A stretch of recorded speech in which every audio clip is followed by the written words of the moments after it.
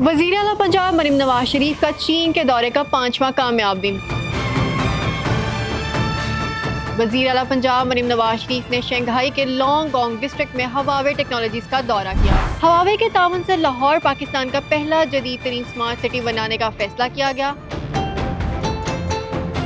वज़ीर आला पंजाब मरीम नवाज शरीफ ने हवावे को न सिर्फ पंजाब बल्कि पूरे पाकिस्तान में सरमायाकारी की दावत दी, जिससे टेक्नोलॉजी और डिजिटलाइजेशन के शोबे में बेमिसाल तरक्की के मौके पैदा होंगे। नवाज शरीफ IT सिटी में हवावे को दफ्तर कायम करने की पेशकश भी की गई, जो टेक्नोलॉजी और तहकीक के फरोग में अहम किरदार अदा करेगा। वज़ीर आला पंजाब मरीम नवाज शरीफ ने हवावे को पंजाब में असेंबलिंग और मैन्युफैक्चरिंग प्लांट्स लगाने पर ताउन की यकीन दहानी भी करवाई, जिससे मकामी मईशत को तक़वियत मिलेगी।